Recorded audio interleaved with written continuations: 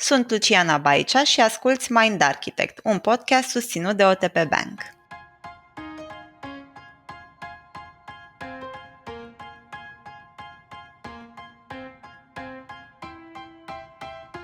Cu siguranță toți suntem familiarizați cu pozițiile pro și contra din dezbatere. Toți am făcut măcar o dată în viață o listă de argumente pro și contra pentru a ne ajuta să luăm o decizie și probabil că am fost și în situația de a ne afla în tabăra pro sau contra a unui subiect de discuție controversat.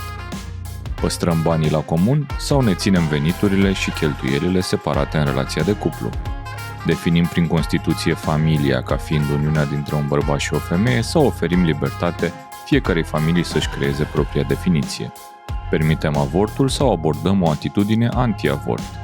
Toate acestea sunt conversații dificile, controversate și care de cele mai multe ori sfârșesc în conflict. Astăzi învățăm de la Emi Beteringhe, președinte al Asociației Române pentru Dezbateri și Oratorie, cum să folosim principii din debate în conversațiile din viața de zi cu zi, astfel încât să ne creștem șansele de a asculta și argumentele părții opuse nouă și de a purta conversații dificile într-o manieră mai empatică și mai constructivă.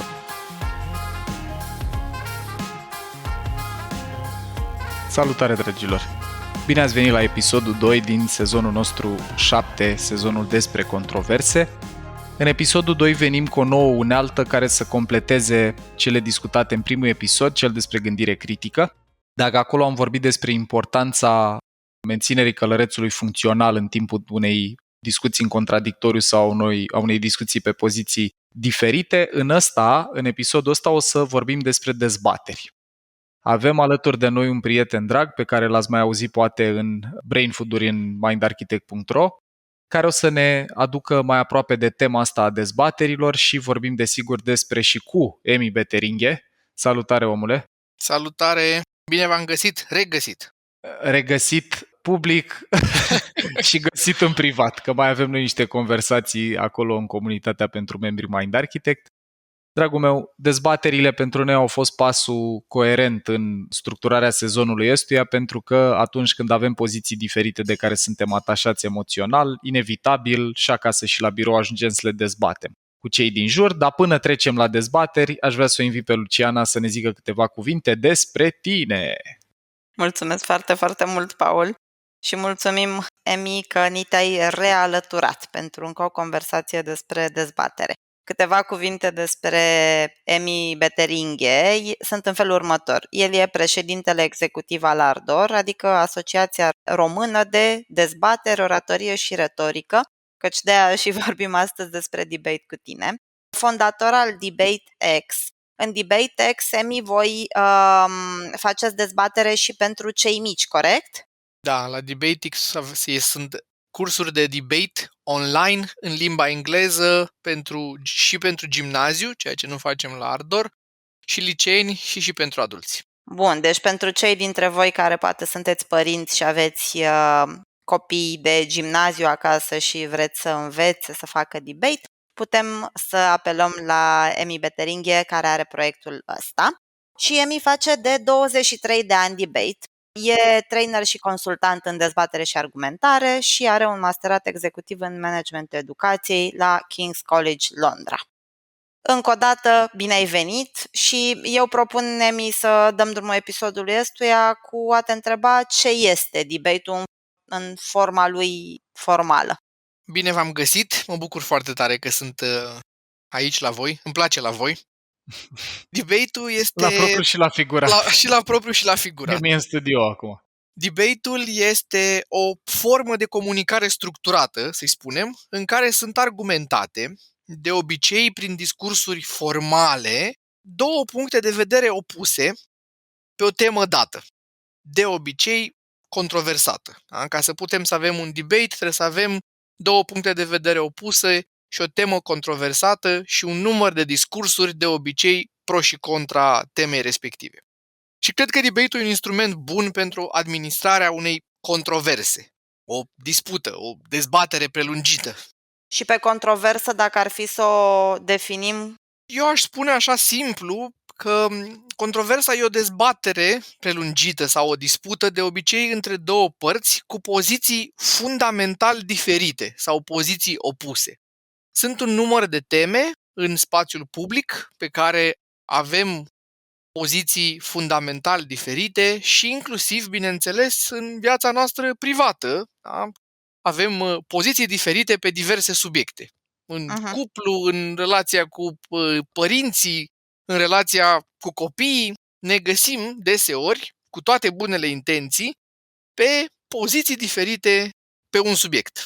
Filtre diferite, percepții diferite, poziții diferite și din prea multă diferență putem ușor ajunge la deturnări emoționale, la a ne trezi că în loc să vorbească doi oameni cu călărețul la ei, vorbesc doi elefanți.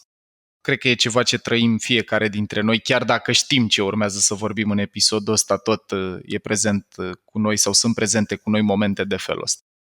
Omule, eu aș vrea să continuăm episodul în a înțelege mai bine de la tine ce e specific modului ăstuia de a dezbate, definit de debate ca și practică, și nu găsim în viața reală în conflicte. Super! Vreau să povestesc imediat. Caracteristic debate-ului și ce nu găsim în viața reală este partea de structură și de claritate. Și cuvântul ăsta claritate o să-l folosesc des pentru că din punctul meu de vedere tot procesul de dezbatere are ca scop să ajute la claritatea comunicării. De multe ori ca să ajungem la o concluzie sau la o formulă de decizie. O să descriu un pic elementele esențiale, atât din procesul de dezbatere, cât și din procesul de decizie. De multe ori, în spațiu public, cele două sunt legate. Ceea ce numim deliberare, în sens larg, are două părți. Debate-ul și după aia decizia. Dezbatere și luăm o decizie apoi. Și facem apoi paralele cu dezbaterile uzuale, atât cele din spațiu public, cât și cele din spațiu privat, ca să vedem cum putem să purtăm dezbateri mai bune ca să administrăm controversele.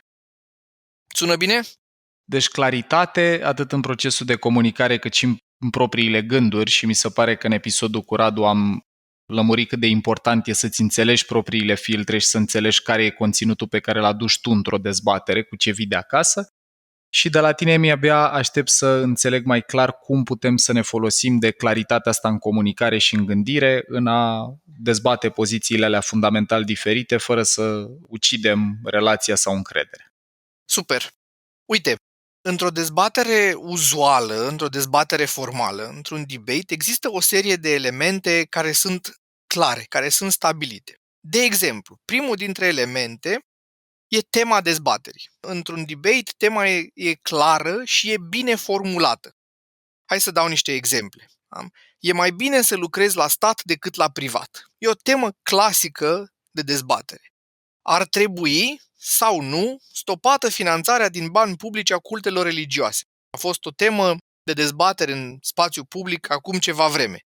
Ar trebui scăzută vârsta la vot la 16 ani. Iar este o temă actuală în multe țări ca idee de a administra problemele de absenteism în procesul electoral. Adică în situațiile astea, tema e clară și e bine stabilită și are două părți care sunt relativ echilibrate, pro și contra. Bun. Apoi un al doilea lucru este că pozițiile sunt clare, da? Pozițiile pro și contra. Deci unii susțin că ar trebui impozitate cultele, alții că nu ar trebui impozitate. Unii că e mai bine să lucrezi la stat, alții că e mai bine să lucrezi la privat. Cele două poziții pro și contra sunt clare și sunt formulate de la început. Un al treilea element formal care ajută comunicarea este că ordinea vorbitorilor și timpii de vorbire sunt stabiliți. Mamă, ce importantă e asta! Da. Apropo de ce vedem la televizor. Exact. Și atunci avem, primul vorbitor știe că este rolul lui să vorbească 5 minute, apoi de pe partea cealaltă egal 5 minute. Depinzând de formatul dezbaterii, da, timpii sunt clari și bine stabiliți. Și vedem cum arată o dezbatere bună în dezbaterile formale la care mai avem acces din când în când. De exemplu, în dezbaterile prezidențiale, da, din Statele Unite. Am văzut acolo foarte clar, da, 5 minute pentru un candidat, 5 pentru celălalt. Apoi timp de întrebări și răspunsuri. Apoi răspunde celălalt 2 minute. Și un moderator bun ține dezbaterea în mână și nu îi lasă să depășească timpul, inclusiv pe cei care vor fi cei mai puternici oameni ai lumii. Da? Că cineva, de exemplu, în Statele Unite, va fi președinte dintre cei care sunt candidați. 2 minute are, acele 2 minute trebuie să le respecte. Și asta este ceva ce este important din nou la dezbatere. Și un al patrulea punct este că cele două părți folosesc de obicei argumente pentru a convinge într-o dezbatere. Adică puncte de vedere mai solid construite, mai argumentate. Mhm. Bun, eu o să fac o sinteză la astea, deci tema e clară și bine formulată, știm ce dezbate. După aia, pozițiile noastre pro și contra sunt clare, eu știu dacă sunt pro bani la comun, tu știi dacă ești anti bani la comun. Ordinea vorbitorilor și timpii sunt stabiliți, ceea ce ne relaxează pe amândoi psihic că vom avea ocazia să vorbim, nu trebuie să ne facem loc cu coatele sau cu plămânii în dezbatere.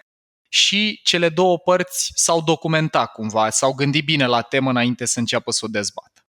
Aș vrea să te invit aici să-mi spui cum ar arăta contrastul cu peste 4 paliere, temă, poziție, ordinea vorbitorilor, timpii și documentarea lor în conflicte, în dezbateri non-formale. Imediat îți răspund la întrebare, mai am o precizare de făcut aici și e importantă. Dacă după dezbatere urmează decizia, că sunt multe contexte în care urmează să luăm o decizie, da? Dacă după ce am făcut dezbaterea despre bani la comun sau bani separați, totuși vrem să luăm o decizie în sensul ăsta, de obicei e important că e clar cum se ia decizia. Adică într-o dezbatere publică, de exemplu, votează publicul și fiecare om din sală are un vot. Dacă e o dezbatere în Parlament, votează parlamentarii. Fiecare are un vot. Dacă e o dezbatere în procese cu jurați, de exemplu, la fel. Sau în procese cu judecător, decide un om, judecătorul. Dar de asemenea e clar, dacă e nevoie să se ia o decizie, cum se ia decizia. Și atunci, și ăsta e punctul 5, să zic, punctul special, da? Dincolo de dezbatere. Dacă avem de luat și o decizie și destul de multe ori în discuțiile, în dezbaterile noastre, în companii sau acasă, avem nevoie să luăm și o decizie și atunci și acesta este un punct important. Perfect. Bun, și de obicei unii dezbat și după aceea se ia o decizie și de obicei sunt puțini cei care dezbat, că dezbat 1, 2, 3 și într-o echipă 1, 2, 3 în echipa cealaltă și există un audiență, arbitru, judecător, un third party, da? Cineva din afară care ia decizia în contextul ăsta. Da? Dacă e o dezbatere publică, decide publicul. Dacă e o dezbatere cu jurați, avocații argumentează, jurații decid. Da? Așa funcționează în mod formal. Acum, ce se întâmplă în dezbaterile noastre de zi cu zi, dezbaterile publice? Păi, în primul rând că tema nu e clară. În jurul unui subiect mai larg sunt multe microteme sau afirmații. Și gândiți-vă, de exemplu, pentru mine cel mai bun o să pun cu ghilimele aici, dezbaterile de pe Facebook. Care nu sunt tocmai dezbateri. Care nu sunt deloc... Fundamental.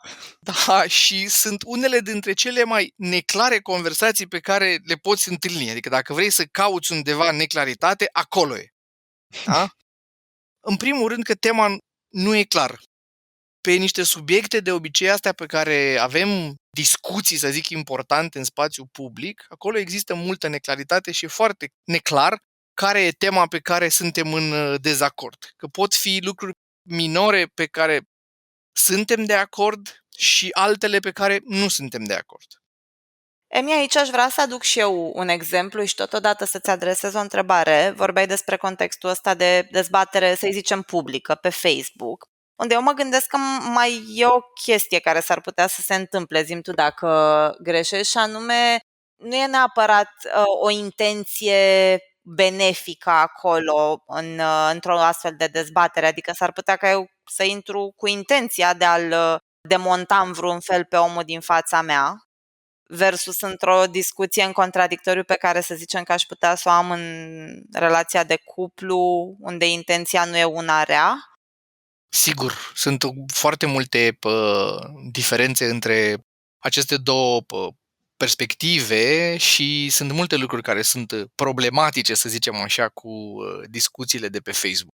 Și Mhm. cred că aici chiar Paul ne poate spune mai multe despre genul de nevoi și de resorturi psihologice care îi fac pe oameni să comenteze, să atace, în contexte de dezbateri astea de pe Facebook. Deci acolo sunt multe probleme cu ele. Sigur, neclaritatea a ce discutăm este una dintre ele, din perspectivă tehnică, să zic așa, dar sunt multe altele. Mhm, mhm. Eu voiam să aduc un exemplu din viața personală, din viața de cuplu, unde intenția era clar una benefică, adică intenția era să ajungem la un consens. Doar că acolo cred că tema poate să fie neclară, în cazul nostru așa a fost, din lipsă de conștiință de sine. Și exemplul meu e cam așa. Eu am calendarul, în general, destul de bogat în activități, că vorbim de lucruri pe care le avem de făcut la Mind Architect sau vorbim de practica mea de dans din timpul liber, plus alte activități precum petrecut de timp cu prieteni, de obicei în grupuri. Și am pornit o dezbatere cu Alexandru, cu partenerul meu de viață în sensul ăsta, pe tema formulată de el: ar trebui să-ți faci mai mult timp pentru relație. În contextul ăsta eu am dat o propunere și anume să-mi eliberez o zi din săptămână care era alocată dansului pe seară și să o alocăm pentru relație, respectiv să ne facem planuri împreună. Dar răspunsul la momentul respectiv a fost că nu e despre cuantificare în zile a timpului petrecut împreună. Eu atunci am simțit o formă de deturnare, de iritare, că în mintea mea era că eu fac efort să eliberez timp și tu nu apreciezi. Și ce voiam să zic apropo de tema asta neclară e că la noi, în final, concluzia, după multă discuție, cu cât se poate de multă blândețe unul față de celălalt, tema la care am ajuns în final era de fapt că avem nevoie să ne conectăm mai mult emoțional în relație. Este un exemplu de o temă formulată neclar care se întâmplă în viața privată, respectiv în dezbaterile din viața de zi cu zi versus dezbaterile formale? Absolut. Și mă bucur de exemplu, chiar cred că e un exemplu foarte bun. Clarificarea lucrurilor despre care avem un dezacord este unul dintre lucrurile foarte bune de făcut. Și o să ajung la el un pic mai târziu apropo de tips and tricks, pentru că ăsta e unul dintre, da, putem să anticipăm, ăsta e unul dintre sfaturi. Să clarificăm unde există acord și unde există dezacord. Este ăsta subiectul pe care suntem în dezacord și anume dacă avem nevoie să ne conectăm mai mult emoțional, ăsta e subiectul a ceea ce discutăm, da sau nu? Că poate, da, nu despre, așa cum ai aflat tu, nu despre ăla e vorba. Răspunsul la întrebarea rezolvă o zi în plus nevoia pe care o avem în relație era altă temă. Nu acolo era dezacordul. Uh-huh. Și nu acolo era dezbaterea. Asta se leagă foarte bine de ce ne-a povestit și Radu în episodul 1 apropo de planurile astea de empatie valorică, cum le numește Jonathan Haidt, respectiv, Luci, dacă ne gândim și la PCM, la instrumentul pe care noi îl avem prezent în aproape fiecare sezon, din diferențe de filtre, fie ele filtre de conținut sau de proces, și dragilor, aveți mai multe detalii despre ele și în podcast și în materialele din mindarchitect.ro, putem să ne trezim că vorbim despre același lucru în aceeași limbă română și fiecare dintre noi ne referim la aspecte complet diferite ale lucrului ăluia. Pentru unul dintre noi poate ca timpul petrecut împreună să fie ceva măsurabil, cuantificabil, celălalt se referea la calitatea timpului sau la intenția unui partener de a genera momente proactiv de conectare în cuplu. Și aici, dragilor, e foarte important când clarificați tema să nu încercați să-l convingeți pe celălalt că tema lui e invalidă. Să-i spunem, păi stai, dar vorbeam despre cât timp să stăm împreună, nu despre calitatea timpului, ci ok, înțeleg că eu vorbeam despre cât timp, tu vorbeai despre calitate, ambele sunt valide, hai să le luăm pe rând. E foarte important să vă dați seama și că orice temă are mai multe straturi la care e discutată și acolo e important nu doar să fie clară tema, dar să fie clar și care e stratul din tema mare pe care îl adresăm în conversația curentă. Bun. Super. Pe subiectul temă, Emi, ne-am Super. lămurit. Next. Super. Mersi frumos, Paul. Foarte bună. Cu drag. Foarte bună clarificarea asta. Numărul 2, și asta este de asemenea foarte întâlnit, este că nu e clară poziționarea.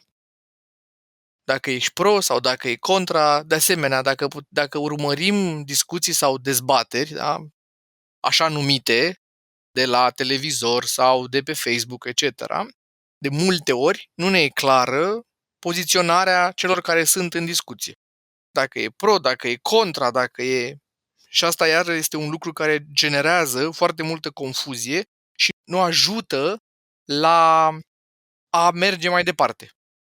Asta cu pro și cu contra, mi se pare că în situațiile astea tensionate din discuții la birou sau acasă, e ceva ce s-ar putea să nu ne fie clar conștient, dar de cele mai multe ori emoțional, cum am învățat încă din episodul 2, sezonul 1, elefantul e atașat de ceva, ne-a reiterat ideea asta și Radu, că în dezbateri noi ajungem în context de dezbatere tocmai pentru că fie și inconștient suntem atașați de o poziție și când celălalt o contestă, avem înclinația să ne rigidizăm, să trăim de turnări emoționale și să nu mai rămânem nici empatici, nici cu gândire critică și nici capabili să urmăm pașii ăștia. Emi, spunem dacă ți se pare o idee bună ca în contextul clarificării pozițiilor să-l întrebăm pe celălalt. Deci eu ce înțeleg de la tine e că pentru tine nu funcționează, nu știu, unul muncește, unul stă acasă cu copilul. Ce înțeleg de la tine e că tu ești confortabil cu a ne pune banii la comun. Sau oricare ar fi tema aia intensă emoțional. Ajută genul ăsta de întrebare în contextul clarificării pozițiilor? Foarte mult ajută. Și aici o să fac, apropo de ce ai spus tu, Paul, și de toată discuția asta, o să fac un comentariu care îl păstram pentru la sfârșit și pe care sigur l-ați văzut în diverse forme în cultura populară, și anume ăla că în engleză sună mai bine, being married is more important than being right. Da? Adică... Sau ca întrebare, vrei să ai dreptate sau vrei să ai o relație? Sau vrei să ai o relație, exact. Deci asta este fundamentul pe care orice discuție, din punctul meu de vedere, și orice dezbatere ar trebui să se poarte.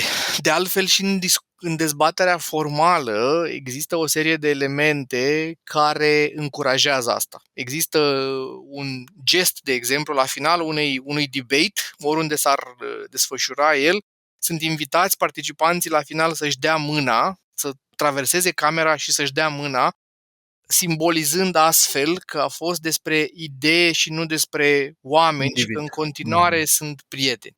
Cu atât mai mult în contexte în care, în altfel de contexte, e cu atât mai important ca ăsta să fie focusul nostru. Aici eu aș veni și cu completarea de care noi am vorbit în materiale despre coaching și poate e ceva de luat din practica de coaching, și anume să te uiți la celălalt într-o lumină bună, chit că nu ești de acord cu gândirea sau cu comportamentul lui. Am vorbit și în episodul despre comunicare non-violentă cât de important e când dezbatem ceva să nu vorbim despre cum e interlocutorul, ci despre ideea lui sau comportamentul lui sau datele pe care ni le pune pe masă, nu despre cum e el ca persoană, că acolo în mod universal, dacă discuția devine despre persoană, oamenii devin defensivi, le apăsa butonul cu statut în mod negativ și spațiul ăsta de claritate, de funcționare prefrontală, de călăreț în putere, dispare. Bun. Mai avem 2-3 elemente de comparat. Mai avem 2-3 elemente. Da? Deci am zis că tema nu e clară, pozițiile nu sunt clare de obicei, de asemenea nu există în mod uzual ordine sau limite la cine cât vorbește. Mamă, cum asta este, mi se pare una din cele mai importante. Eu o văd și în mediul business în care oamenii, de exemplu, care au mai multă energie, sunt mai orientați către exterior energetic, sunt extroverți sau sunt temperamental mai intenși, au inclinația să sufoce dezbaterea cu totul, pentru că cei care n-au aceeași abilitate în a-și face spațiu în discuție, nu-i ajută fie plămânii, fie inițiativa la fel de ușor, nu mai apucă să-și spună punctul de vedere și asta duce la extraordinar de multă frustrare. Aici, Emi, o idee ar fi poate și acasă, nu doar în dezbatere formală, sau și la birou, nu doar în dezbatere formală, să ne asigurăm la început că toată lumea are ocazia să vorbească, chit că asta presupune să normăm felul în care urmează să dezbatem. Eu încurajez asta foarte mult. Chiar am avut zilele astea un curs de argumentare cu o companie în care am lucrat cu top managementul pe argumentare și dezbateri și ăsta a fost unul dintre lucrurile care poate părea simplu, dar face O diferență extraordinară de mare, fix din motivele pe care le-ai menționat tu mai devreme, Paul. Deci în dezbaterile de board, da, unul dintre lucrurile din take-away-urile lor, lucrurile cu care au plecat din curs, a fost o încercare de a structura mai bine felul în care își poartă discuțiile de management și de a aloca timp pentru asta și pentru fiecare dintre ei, astfel încât să se asigure că fiecare este auzit și că se diminuează frustrările. Extraordinar de important acolo unde putem să-l facem. Și dacă discutăm despre un context informal, da, acasă, putem să spunem ceva simplu. Uite, propun să facem un tur de masă și să spună fiecare ce părere are pe scurt. Măcar atât. Dragilor, eu aud așa niște gânduri, poate, care apar în mintea ascultătorilor și s-ar putea să zică, da, bă, dar cine are, mă, timp sau energie să vorbească așa? Pe asta e artificial. Eu vă invit pe parcursul întregului sezon, dragilor, să facem un pic abstracție de ce credem noi că e normal, să folosim ce ne-a zis Radu la începutul sezonului și anume să avem înțelegerea faptului că felul în care ne vine în mod natural să comunicăm nu e cel mai înțelept, tocmai pentru că ce face sistemul nostru nervos e că încearcă să reducă consumul de energie, nu să maximizeze consumul de adevăr. Și atunci e foarte înțelept în situația asta să încercăm să spunem ok, eu poate sunt foarte atașat de ideea asta sau poate cred că nici n-are sens să te ascult că știu ce vrei să spui. Hai să văd totuși dacă îți dau spațiu, dacă ceva din ce spui sau ce mi împărtășești poate îmi întregește înțelegerea cu privire la cum o trăiești și tu. Bune-mi! Super! Ce se mai întâmplă, de asemenea, în dezbaterile non-formale, da, este că părțile folosesc rareori argumente, adică păreri argumentate solid, de multe ori afirmații, argumente incomplete, atacuri la persoană. Asta se întâmplă des. Și, apropo de ce discutam mai devreme, de punctul 5, nu e clar cum se ia decizia atunci când e o decizie de luat. Și atunci, sugestia mea este că dacă există o decizie de luat în urma discuției respective, ar fi super important de clarificat dinainte cum se ia decizia. Într-o controversă privată, da, acasă, o dificultate suplimentară e dată de faptul că de multe ori discuțiile, sigur că există și discuții de principii, dar des ele au scopul de a lua o decizie. Și apropo de ce ziceam mai devreme, cei doi debateri, da, sunt după aceea și cei care trebuie să ia o decizie. Ei sunt și parlamentul sau juriu, da, cei trei ca să ia o decizie și mai sunt și 1-1 cu vot egal. Da? Deci ei sunt debaterii și după aia ei sunt și, după ce l-am ascultat pe celălalt, hai să luăm o decizie și 1-1 cu vot egal. Și atunci e o dificultate suplimentară acolo dacă dezbaterea este pentru a lua o decizie. De acolo vine o parte suplimentară din dificultate. Și aici propunerea sau recomandarea pentru toată lumea care vrea să o bifeze și pe asta cât mai constructiv ar fi să ne hotărâm totuși cum decidem dacă nu suntem de acord. Da. Bun. Și acum o să trecem la cum arată un model simplu de argument pentru viața reală. Am zis mai devreme că părțile folosesc rar argumente. Da? Ce e la un argument? Sigur, există multe modele și multă literatură de specialitate. Eu o să mă refer la unul dintre aceste modele. Ia să-l auzim. Cum îl cheamă? Un model simplu, care are și un nume atractiv. Îl cheamă modelul sexy de argumentare, care este un acronim, ca să fie ușor de reținut, de la 4 pași, în engleză. De la Statement, Explanation, Example și Impact. Sau titlul argumentului, explicația, un exemplu și impact, că există și în română impact, da? Care e răspunsul la întrebarea de ce e important pentru cine e important. Hai să le luăm pe rând. Statement este titlul argumentului, da? Sau ideea principală. Primul motiv pentru care susținem tema sau nu susținem tema. Apoi, urmează în mod evident explicația, da? Și în conversația naturală. Eu sunt de acord că ar trebui să ne ținem, dacă tema este ar trebui sau nu să ne ținem banii la comun, există o sumă de motive. Da? Ar trebui să ne ținem banii la comun pentru că, da? Și ăla este statementul, primul. Și după aia urmează explicația. Pentru că, da, să zicem că primul argument este să ne ținem banii la comun pentru că este transparent. Da? Ăsta ar putea să fie primul. Și după aia explicăm. De ce e transparent? Cum funcționează? De ce e important să fie transparent? Da? Pașii logici pentru care, dacă ținem banii la comun, este transparent. După aceea, după ce am explicat, da, Da. este foarte util, apropo de ce ziceai și tu, Paul, mai devreme, cu filtrele diferite, pentru că ajută la clarificare, să dăm un exemplu din viața reală. Da? Minunat. Să simulăm, practic, ideea abstractă pe care am zis-o la statement și la explicație. Acum, cu exemplu, o simulăm, practic, să ne aliniem înțelegerea pe subiect. Exact. Bun. Uite, vecinii noștri, Andreea și Radu, au banii la comun și s-a întâmplat așa și așa și așa pentru împreună ei, de atâția ani. pentru Vecinii ei cu tare. lucru de care spuneam mai devreme. Da? I-a ajutat transparența să capete mai multă încredere unul într-altul, să-și sudeze relația, etc. Da? E un exemplu foarte clar care ilustrează, da, mecanismul descris anterior. Și ultimul pas, al patrulea, este impact, adică răspunsul la întrebarea și de ce e asta importantă. Pentru că de destul de multe ori pasul ăsta avem impresia că e implicit, dar nu este. Adică de ce e important să avem transparență în ceea ce privește administrarea banilor în cuplu? Ăsta este răspunsul, da? Întrebarea pe care ar trebui să o punem. Eu unde aș vrea să fac oamenii atenți din pașii ăștia, deci vorbim încă o dată, statement pe care l-am tradus titlul argumentului, Da? explicația, care e mecanismul intern. Aici aș vrea eu să pun un pic focus pe asta. Dragilor, explicația, așa cum ne-a povestit și Radu în primul episod, poate de multe ori să fie o post-raționalizare care susține poziția noastră emoțională.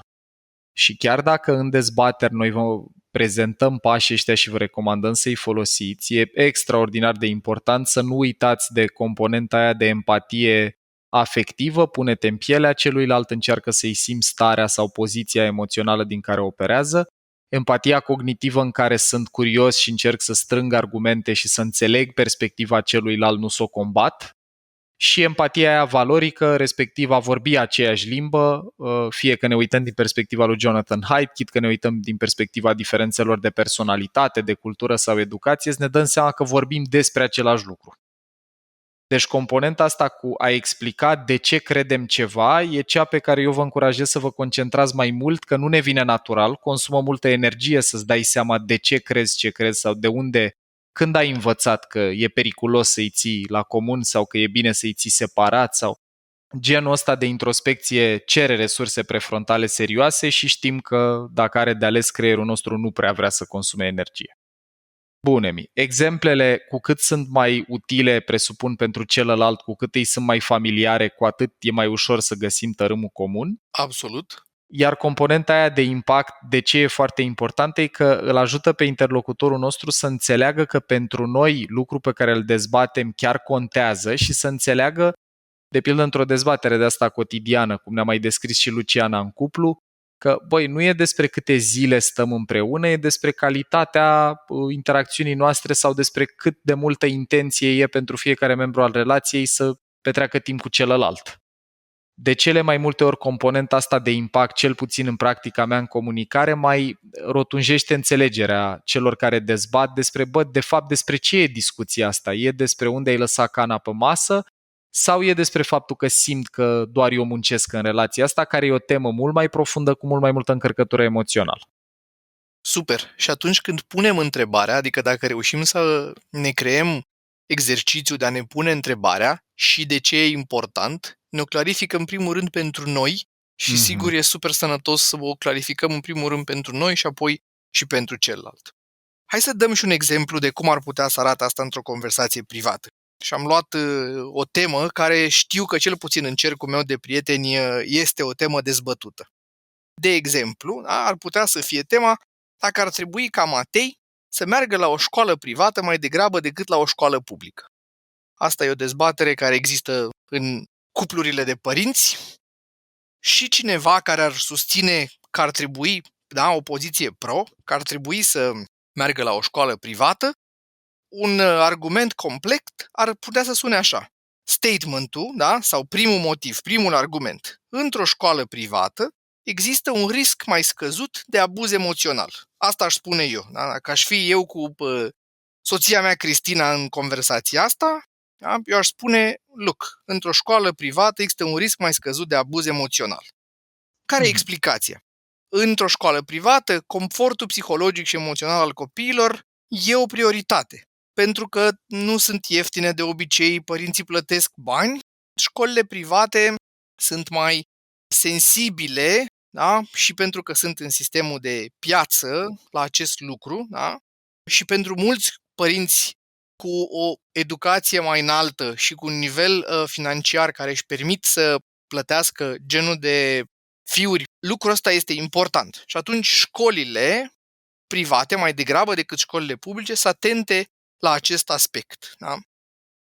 De exemplu, și acum ăsta a fost explicația. Luăm un exemplu. De exemplu, la Questfield, profesorii au cursuri speciale despre ce înseamnă siguranța psihologică la copii pentru toate vârstele. Și inclusiv copiii au astfel de cursuri ca să înțeleagă între ei, să identifice ce e ok și ce nu e ok din partea unui profesor sau unui adult. Da?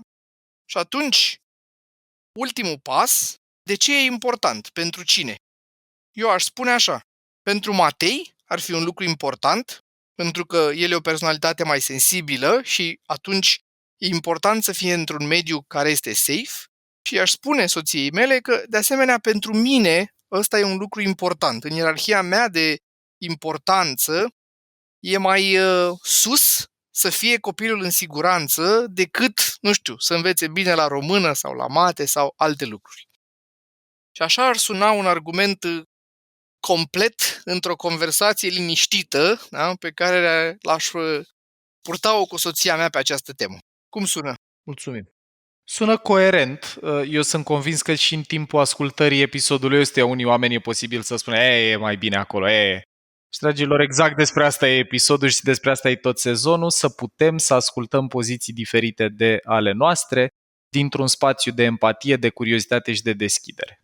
Aș face și eu o încercare, Emi, dacă o să te rog să intervii și să mă ajuți pe o situație de-a mea și cred că aș începe cu tema, nu? Sau care ar trebui.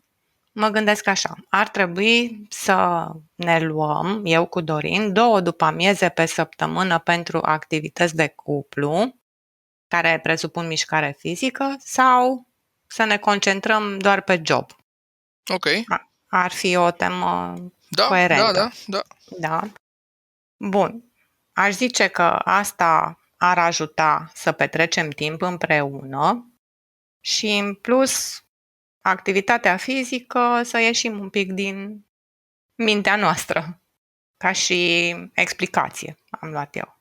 Ca exemplu, am găsit ceva de genul când mergeam la dans, indiferent cât de greu ne era să o facem, după un timp de mișcare și socializare reușeam să ne decuplăm de problemele de la job și să fim noi, să ne simțim bine, să petrecem timp de calitate împreună. Și pentru importanță, e important pentru sănătatea mentală a noastră, asta am zis și pentru cine, pentru sănătatea fizică a fiecăruia dintre noi, pentru relație, cred că atât. Nu știu dacă... Sună bine. Uite, comentariul pe care l-aș face este așa. Eu aici, și asta se întâmplă în comunicarea uzuală, da? Sunt aproximativ 3 argumente într-unul singur. Okay. Da? Dacă tema este, da, ar trebui să ne luăm 2 după-amieze pe săptămână pentru activități de cuplu care presupun mișcare fizică, da? Tu, Dana, ai dat cel puțin 3 motive pentru care ar trebui să facem asta. Un motiv, primul era pentru a ne întări noi relația de cuplu, să spui dacă am auzit corect. Da, corect. Un alt motiv era pentru sănătatea noastră mentală, că ne decuplăm de la job, de la ce facem cu capul toată ziua și inclusiv pentru sănătatea noastră fizică, da? Este un motiv important. Astea, structurat, ar putea să fie 3 argumente distincte. Uite, ca să-l Ok. luăm numai pe primul, da? Să reformulez un pic ce ai spus tu, tema rămâne aceeași, da? Primul argument ar putea să sune așa. Acest demers de a ne lua 2 după amieze ne va îmbunătăți calitatea relației. Ăsta e primul motiv. De ce se întâmplă asta? Păi, ne-ar ajuta să petrecem timp de calitate împreună, asta e ceva ce ne place amândurora și mai mult, timpul de calitate e unul dintre limbajele noastre principale de iubire în cuplu, da? Ne aduce mai aproape, ne simțim că ne umple rezervorul emoțional. Ai și dat un exemplu. Exemplul a fost foarte bun. Când mergeam la dans, anul trecut, sau când ați fost, eu știu că asta e informație publică, că urmăresc podcastul și voiați mai povesti despre asta, despre cum mergeați Da. împreună la dans, da? După un timp de mișcare ne ajuta, da? Să ne decuplăm de la problemele de la job, să fim noi, să ne simțim bine. Și impactul. De ce e important? Păi da? Suntem împreună, de asemenea, tot asta știu de recordul vostru din podcasturile Mind Architect, da? Că sunteți împreună de atâta timp și vă merge așa bine pentru că faceți eforturi conștiente să lucrați constant la relație. Și atunci calitatea relației e importantă și vreți să o hrăniți. Ăsta e impactul. Da? Și ăsta este argumentul care este numai pe partea asta de îmbunătățire calitatea relației. Un altul poate să fie și sănătate, ne ajută la sănătate mentală, tot așa, cu explicație, cu exemplu, cu de ce e importantă bucata asta de sănătate mentală, altul pe sănătate fizică, cu toate elementele astea. Și astea pot să fie 3 argumente distincte pentru care să faceți pasul ăsta.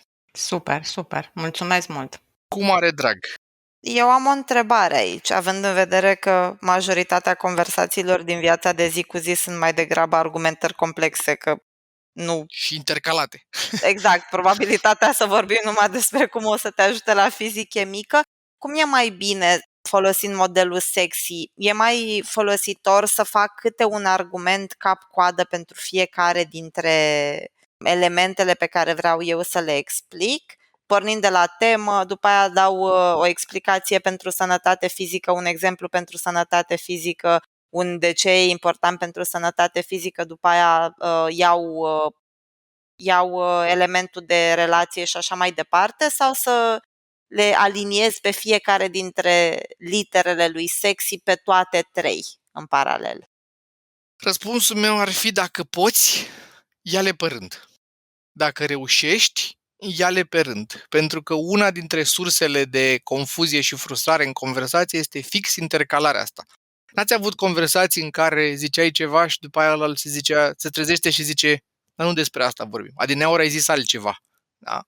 Pentru că identifică foarte repede o altă linie, un alt argument, un altceva. Atunci, dacă poți să le ții ordonat, da? Pe rând, uite, ăsta este un prim motiv, dă-mi voie să-ți explic și dă-mi voie să-ți spun de ce e important pentru mine și mai am eu un alt motiv, dă-mi voie să ți le explic și să-ți spun de ce e important pentru mine. Dacă le pot lua pe rând, e mai bine decât să fac o supă din ele. Ăsta e unul dintre lucrurile pe care, de altfel, dezbaterea repetată le face cu mintea oamenilor, că îi învață să fie un pic mai structurat și să le ia pe rând. Ok, păi în cazul ăsta eu te-aș invita să mergem și către ce învățăminte ne luăm, că ne apropiem de 40 de minute din episodul curent și o să-l listez atunci eu pe ăsta primul și să-mi spui dacă e bună înțelegerea mea. Ar putea să fie un lucru de luat acasă, ideea că e util să simplificăm conversațiile sau să le împărțim în bucăți care pot fi gestionate una câte una. Super, absolut. Dacă putem să facem asta, este util. E foarte util să clarificăm tema, da? Apropo de ce discutam. Da? Cum sună asta în conversația uzuală? Poți să sune așa. Discutăm despre dacă să dăm copilul la școala publică sau privată, da? Asta e discuția. Discutăm despre dacă să ținem banii la comun sau separat. Corect? E corect? Despre asta discutăm? Da? Așa sună într-o conversație. Exact, validare. Al doilea punct important. Uite, doar o idee mai vreau să zic la prima, că poate să fie util, dragilor, în momentul în care dezbateți tema, clarificați tema, să puneți și întrebări în care să înțelegeți ce înseamnă pentru celălalt lucru respectiv. Că, de exemplu, discutăm dacă dăm copilul la școală publică sau privată. Da, răspunsul e da, dar după aia trebuie să înțelegem și ce înseamnă pentru fiecare dintre noi că îl dăm la școală publică sau privată. Că dacă unul vorbește de siguranță psihologică sau emoțională pentru copil și altul se gândește la bani, noi da, discutăm dacă îl dăm la școală publică sau privată, dar s-ar putea ca fundamentul nostru emoțional să fie legat de aspecte foarte diferite ale aceleiași realități. Așa că eu aș veni cu completarea asta și aș spune, băi, ok, mai ales dacă nu ne aliniem ușor pe temă. Ce înseamnă pentru tine chestia asta? Ce înseamnă pentru tine banii la comun? Ce înseamnă pentru tine copil la școală privată? Ce înseamnă pentru tine asta? Dar dintr-un spațiu de curiozitate, nu de inchizitor. Adică ton blând, calm, cu respect și cât de mult se poate empatie față de poziția celuilalt. Mersi, Paul. E o intervenție foarte bună și acum noi avem timp limitat la dispoziție, dar ce vreau să-ți spun este că să știi că într-o dezbatere formală ăsta este primul lucru pe care îl face primul vorbitor afirmator, adică definește lucrurile care sunt poate neclare. Și mă bucur că ai făcut intervenția asta, că din tot ce înseamnă o dezbatere, cumva, de dragul simplității pe ăsta îl sărisem, ca să zic așa, dar este super util, sigur, să ne fie clar că înțelegem foarte bine despre ce discutăm și lucrurile alea de care povesteai tu, care apar în conversațiile astea, gen argumentul financiar, argumentul siguranței, habar n-am, uite, de exemplu, în dezbaterea despre școli, apare des argumentul timpului petrecut până acolo. Astea sunt argumente diferite, de o parte și de alta, care apar în dezbaterea asta. Câți bani ne costă, cum arată viitorul, cât de departe este școala, toate astea se pot concretiza în argumente distincte de o parte și de alta. Al doilea punct important de luat acasă este să stabiliți pozițiile dacă puteți și să alocați un timp pentru discuție măcar, dacă nu pentru fiecare vorbitor, să zicem așa. Da? Cum sună asta? Poate să sune foarte informal, de genul hai să discutăm 30 de minute, e ok? Zi tu prima dată cum arată la tine și apoi zic eu. Da? Așa sună, da, în viața de zi cu zi. Asta mi se pare foarte util, că nici nu sună artificial ce ai zis. Exact. Însă și de asta, să spunem, bă, uite, eu simt că am energie în seara asta doar să aud care e poziția ta, dar n-am energie să ducem asta până la final. Vreau doar să înțeleg ce e important pentru tine și cum o vezi tu și să mă gândesc. Deci a stabili poziții și mai ales timpul ăsta sau cum interacționăm. În business nici nu mai vorbesc, că nu-l avem pe Dorin cu noi în înregistrarea asta, dar el sunt sigur că ar fi dat exemple multe din business unde când nu se întâmplă asta, ori te trezești că vorbești în 2 ore ceva ce puteai să vorbești în 20 de minute, ori poți să te trezești din contră că pleci dintr-o dorință de certitudine apăsată pozitiv, de clarificare și te trezești că ai intrat în discuție cu nivelul de energie jos. După ce s-au schimbat 2-3 idei divergente, poate a fost și un ton mai tăios, vorbesc 2 elefanți. Clar. Și asta e o prelungire bună la următorul punct despre pe care vreau să-l menționez, mai ales într-o conversație privată, de asta acasă, plecați întâi de la lucrurile cu care sunteți de acord. Da? De exemplu, da? În conversația despre școala copilului. Suntem amândoi de acord că orice școală ar fi, trebuie să fie la maxim 20 de minute cu mașina, da? Da, bun. Atunci dacă avem un acord, încercăm să avem acord pe cât mai multe lucruri ca să clarificăm unde e dezacord. Da? Dar dacă plecăm cu baza asta, de care sunt lucrurile pe care suntem deja de acord, dezbaterea are premize semnificativ mai bune. Dăm voie să dau un exemplu aici, că mi se pare absolut genial punctul ăsta. Deci, dragilor, încercați să găsiți tărâmul comun, pentru că ăla apasă familiaritate pozitiv interlocutorului și mobilizează chimicale care dau stări de încredere. Eu am văzut asta făcută într-o dezbatere între Sam Harris, care e un neurocercetător și filozof american, și Jordan Peterson, care cumva cred că nu mai are nevoie de introduceri pentru mulți oameni, tot așa, psiholog și el și profesor universitar, și dezbăteau importanța religiei. Sam Harris e un ateu convins care crede că religia n-are ce să caute în viețile noastre, că vine cu multe narrative, creștinismul specific, nu religia în general. Iar Jordan Peterson vorbea despre cât de important e totuși să ne uităm la narativele prezente în Biblie, în pilde și așa mai departe. Și sunt doi oameni extraordinar de inteligenți, foarte bine documentați și pregătiți, cu reputație și cu prezență publică amândoi. Băi, și primul lucru pe care l-a propus Jordan Peterson, care în general e feroce în dezbateri, sunt o grămadă de clipuri pe YouTube cu el desfințându-și adversarul în dezbatere, așa poziționează ea care fac clipurile, interacțiunea din ele. Primul lucru pe care l-a făcut a fost să zică: Sam, let's see what we agree upon. Sam, hai să vedem care sunt lucrurile pe care cădem de acord. Și mi s-a părut că s-a schimbat complet energia în momentul în care au văzut, ok, ăsta e teritoriul unde amândoi suntem de acord, hai să vedem care e teritoriul unde nu suntem de acord, de unde vine tensiunea sau poate chiar adversitatea. Deci pasul ăsta 3, plecați întâi de la lucruri pe care cădeți de acord, are și o componentă emoțională, că te ajută să te simți conectat cu un om care nu e chiar străin complet de tine. Pe de altă parte, are și utilitatea că delimitează terenul pentru restul dezbaterii, să nu ne dăm seama după o oră că am dezbătut ceva pe care eram de acord amândoi. Foarte bun exemplu, mersi frumos, Paul, și să știi că m-am Cu mult uitat la seria de dezbateri, este absolut fascinantă și o recomand cu căldură. Mm-hmm. Au vreo 3, se întâlnesc în vreo 3 sau 4. 3, exact, 3 iterații. 3 iterații, super.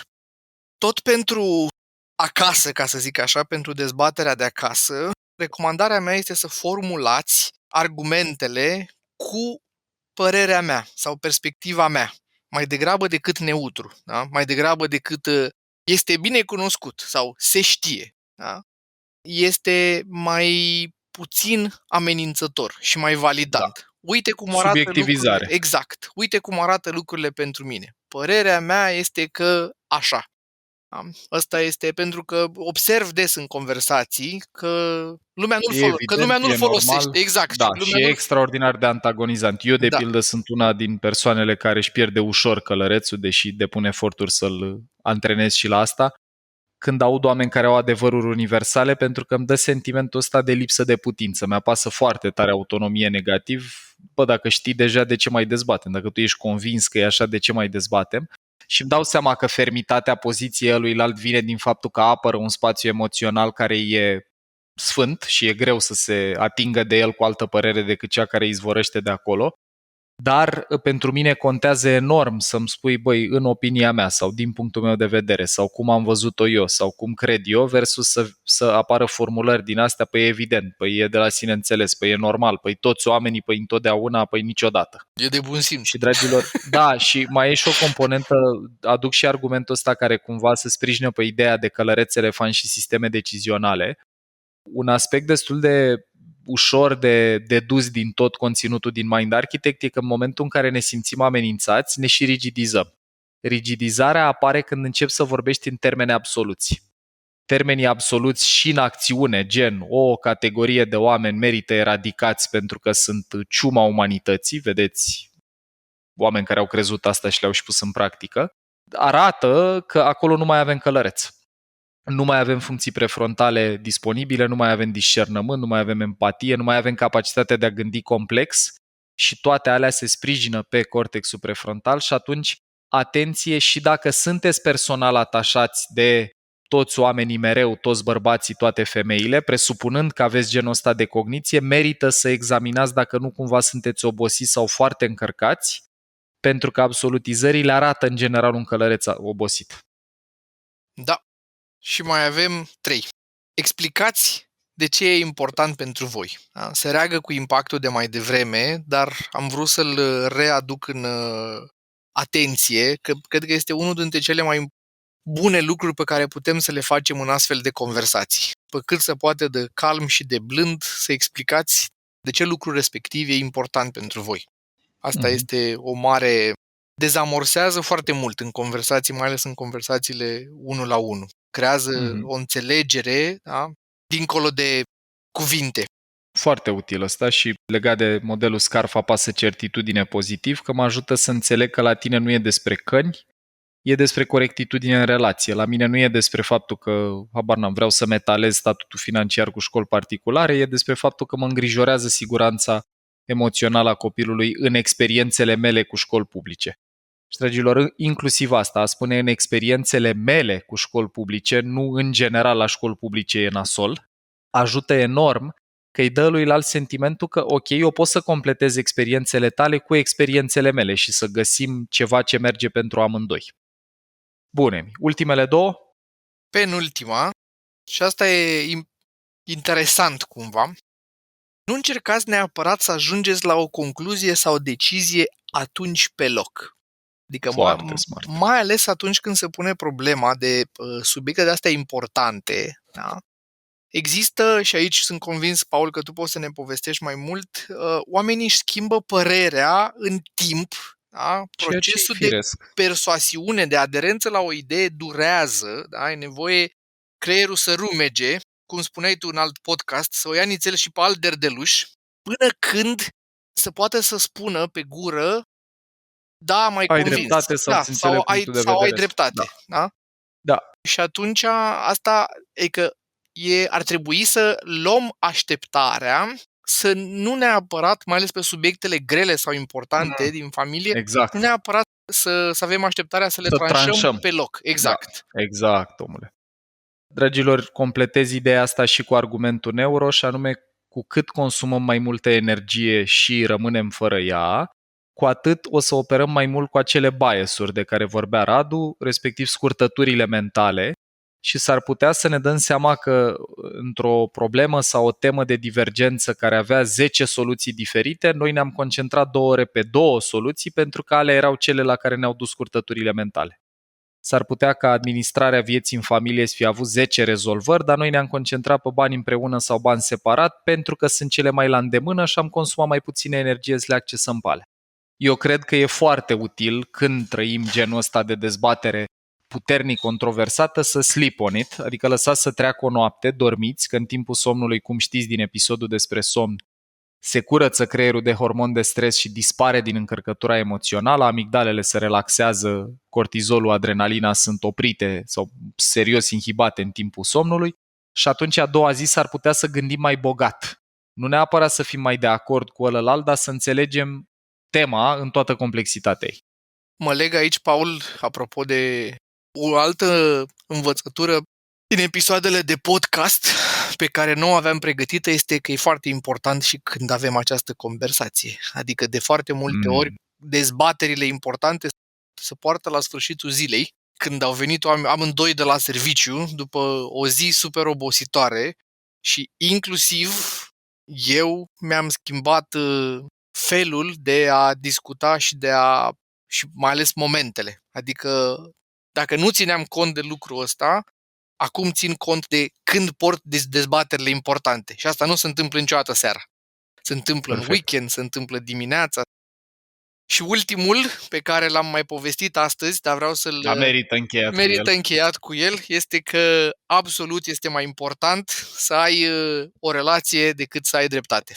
Indiferent cu cine e relația aia, notă de subsol, dragilor, asta nu înseamnă că trebuie să renunțați la cine sunteți, la credințele sau valorile voastre, ci să putem dezbate divergențe într-o manieră care la propriu lasă loc de bună ziua. Chit că e vorba de birou sau de acasă, pentru că într-o cultură și într-o școală în care trebuia să avem dreptate mai mult decât să fim prieteni sau să avem relații cu cei din jur, majoritatea noastră ajungem în viața adultă în dezbateri unde pe pilot automat când suntem obosiți încercăm să apărăm adevărul nostru care de cele mai multe ori omoară relația. Ziu perb!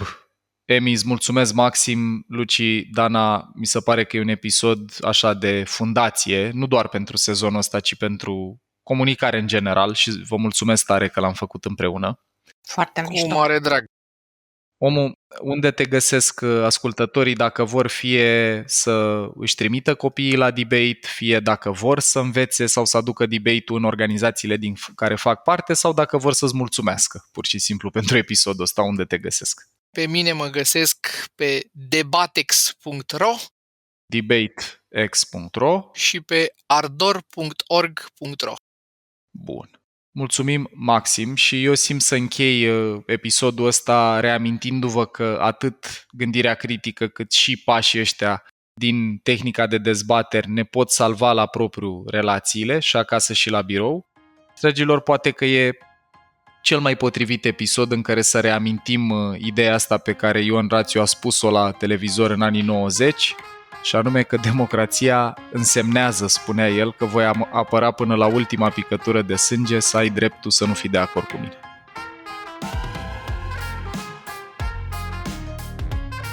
Ai ascultat un episod din podcastul Mind Architect al lui Paul Olteanu și al invitaților săi, Dorin, Dana și Luciana. Dacă ți-a plăcut acest episod și îți dorești să afli mai multe, te invităm să descoperi pe mindarchitect.ro un ecosistem de învățare creat special pentru cei care vor să facă neuroștiința și psihologia parte din viața lor de zi cu zi. Conținutul Mind Architect nu este destinat și nici nu trebuie interpretat ca fiind utilizabil pentru a diagnostica, trata, atenua, vindeca, preveni sau un alt mod a fi utilizat pentru orice boală sau condiție medicală. Nici nu trebuie considerat substitut pentru consultație psihologică sau muncă terapeutică. Podcastul Mind Architect poate fi ascultat în continuare gratuit pe rețele de podcasting precum Spotify, Apple Podcasts, pe canalul de YouTube Mind Architect sau pe mindarchitect.ro. Și dacă ai în preajma ta alte persoane care crezi că ar avea de câștigat din genul acesta de cunoaștere, ne-am bucurat tare să le dai și lor un share.